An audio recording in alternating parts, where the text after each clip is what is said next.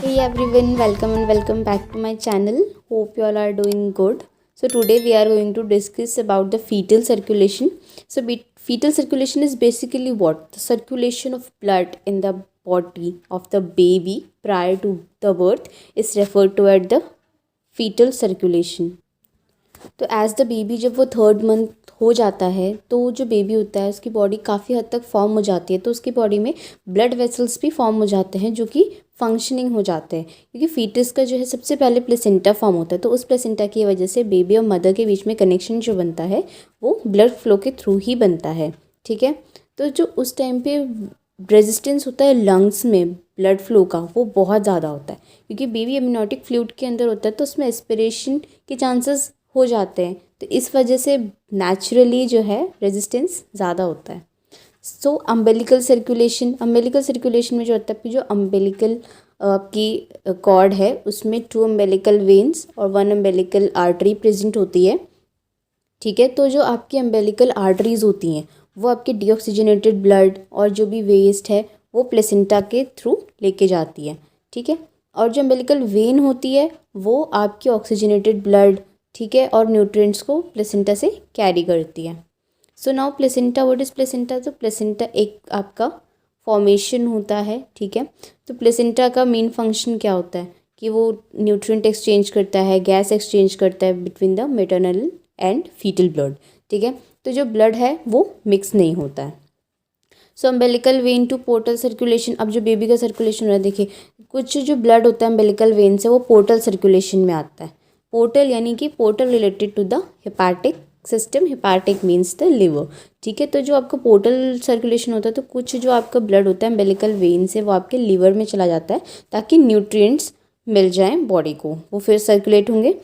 ठीक है, तो जो मेजॉरिटी होता है वो आपका डक्टस वेनोसस में जाता है, एक शंट होता है ये। ठीक है, जो कि लीवर को बाईपास करता है और ब्लड को हेपाटिक वेन्स में ट्रांसफ़र करता है। ठीक है, नाउ फोरामेन ओवल क्या होता है? आपकी जो हार्ट है उसमें 4 चैम्बर्स होते हैं। ठीक है, right atrium, right ventricle, left atrium and left ventricle.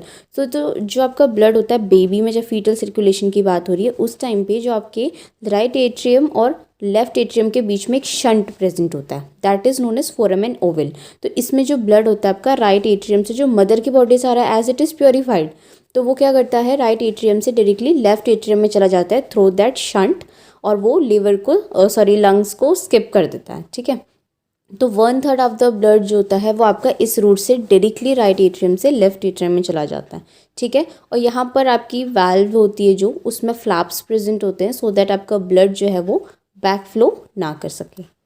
Now ductus आर्टरियोसिस में क्या है, जो आपके राइट वेंट्रिकल और जो आपका राइट वेंट्रिकल है वहाँ से जो आपका ब्लड है आपको पता है वो पल्मोनरी ट्रंक में जाता है ऑलवेज। ठीक है, बट यहाँ पर क्या है, ये जो ब्लड है ये हमेशा ये यहाँ पे जो फीटल सर्कुलेशन के कॉन्टेक्स्ट में जो ब्लड होता है वो एओर्टिक आर्क में चला जाता है डायरेक्टली डक्टस आर्टरियोसिस के थ्रू, और उसके बाद वो बॉडी में सर्कुलेट होता है।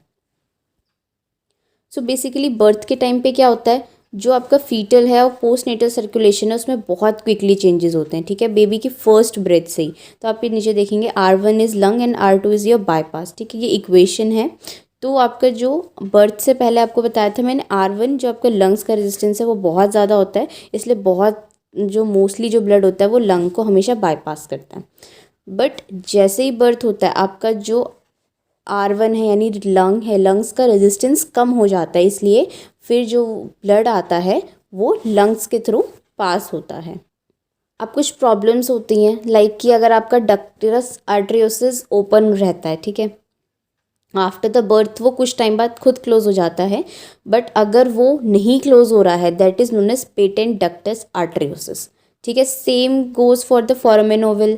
ठीक है, वो भी जैसे बेबी का बर्थ होता है वो क्लोज होने लगता है, तो इस वजह से अगर वो क्लोज नहीं हो रहा है that is known as patent foramen ovale. ठीक है, और ये 8% जो आपके बेबीज़ में कंजेनाइटल हार्ट डिफेक्ट होते हैं उसमें आता है। ठीक है, इसकी वजह से क्या होता है आपका ऑक्सीजन रिच ब्लड और ऑक्सीजन पुअर ब्लड दोनों मिक्स हो जाते हैं, और जो टिश्यूज़ को ब्लड पहुंचता है वो फुल्ली ऑक्सीजनेटेड नहीं होता है।